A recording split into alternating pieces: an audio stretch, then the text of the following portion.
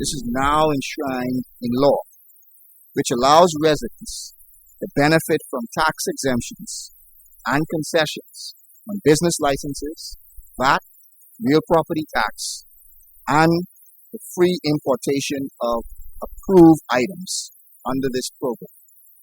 This is now and in the event of future storms. This was an unprecedented legislative and policy decision, and one that is essential for us restoring the lives of fellow Bahamians. In addition, we enshrined in law the creation of a disaster relief and reconstruction authority, which has been granted powers to coordinate and perform reconstruction efforts. The Disaster Reconstruction Authority, established under the Disaster Reconstruction Act of 2019, have designed the Small Home Repair Program to facilitate the reconstruction and restoration in these areas. The program allows qualifying Bahamians, those who are homeowners, to use purchase orders to obtain materials and other items related to home restoration. This program, I expect, will become a permanent fixture and is in place for future natural disasters. In Grand Bahama, I hope that your discussions will lead you to new ideas for the Grand Bahama International Airport, for building codes, for flood resiliency, for insurance matters, for the Fishing Hole Road, for things like evacuation zones. But ladies and gentlemen, as Minister responsible for electronic communication, I believe we have an opportunity to rebuild smarter using technology. A significant amount of damage involved the storage of paper files in the public and private sector. This provides us with another opportunity to use more digital tools for data storage, which assists businesses in becoming more resilient and provides opportunity to build the technology industry in Grand Bahama and the Bahamas. The hurricane also exposed our great reliance on cash and the old banking system. I don't know how many of you have experienced right after the storm standing on the bank ATM line for hours sometimes just trying to get some cash.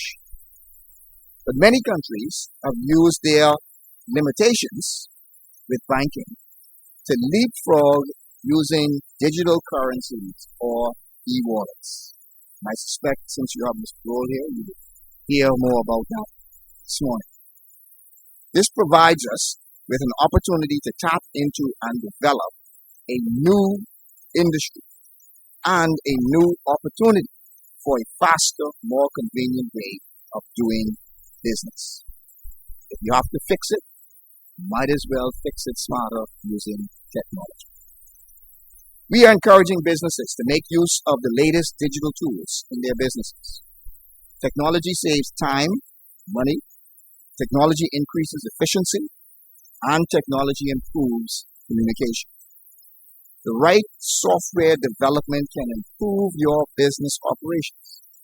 It encourages and sparks innovation and provides better results through data analytics. But more importantly, it makes your business more resilient. If you think about what took place in Freeport, in the downtown area, and also in the Queens Highway area, you think about how many businesses are located there, and how many businesses lost their paper records. This provides us with an opportunity to do things smarter using digital tools. We have an ongoing effort to rebuild our economy and to assist local existing small businesses that were damaged during the storm. So the Office of the Prime Minister in Grand Bahama, in conjunction with the Small Business Development Center, has launched the Small Business Technology Innovation Initiative. This program is designed to specifically create new opportunities for small businesses to access grant funding of up to $2,500 earmarked for the introduction and upgrade of technology-based infrastructure with a concentration on innovation. We don't want you to come and say we want a grant for a new computer, but we want you to come and say you want a grant because you want to implement more innovation in your business in order to serve the public better. So the technology-based infrastructure includes data and cybersecurity upgrades, cloud computing and storage, website design, implementation and enhancement, point of sale software, mobile applications, marketing services, and productivity and financial management systems. Ladies and gentlemen, I'm reminded of a hurricane that took place in 1929 that wreaked much devastation on the city of Nassau and the outer bands of Hurricane Matthew in 2017 that devastated the south of the province. I place this before you, and I pray that this never occurs. What if the outer bands of Hurricane Dorian or another straw market fire or a cyber attack had a hit on the province? Picture, if you will, offices in the province with an abundance of paper files, manual processes, redundant procedures, and 6 feet of salt water in the streets. It is safe to say that the government would be shut down for a significant period of time. Think about it. No birth certificates, no social services records, no health records, no education records, no driver's license, NID records, police records, no access to health, education, and the roads impossible. Consider it.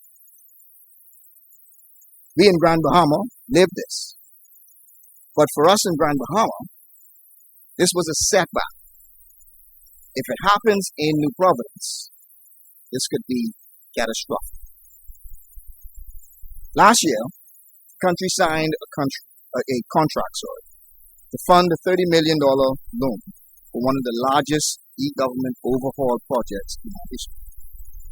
Since that time, we are pleased to report progress on our overall e-government project. The Passport Office and the Department of Transformation and Digitization completed the online application for renewal of e-passports. The online service, which can now be accessed through the Ministry of Foreign Affairs website, can take online applications, pay online for the renewal of your e-passport, and send an electronic message that the passport is ready for collection.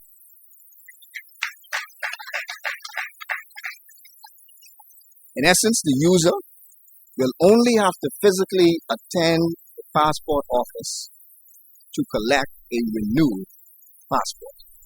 I'm told that this takes place now within 2 weeks, and that is from the time that you put in your application to the time you're able to collect your passport.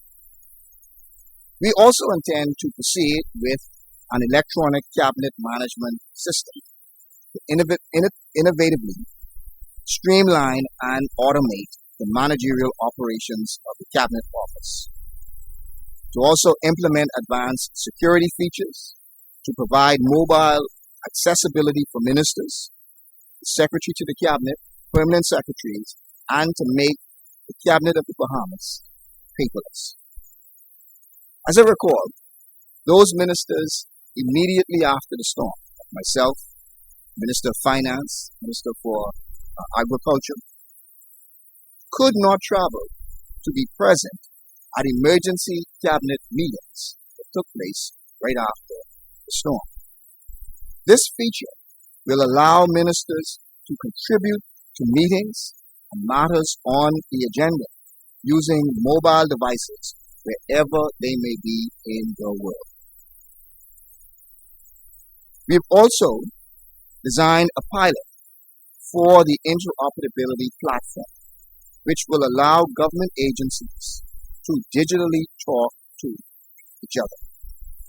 We are in reach for the Passport Office, Road Traffic Department, Registrar General's Office, and NIB to securely and safely house and transfer digital information, allowing you to apply for your driver's license renewal, e-passport renewal, birth certificate, police record, all online, and making the government records in these departments paperless and more resilient.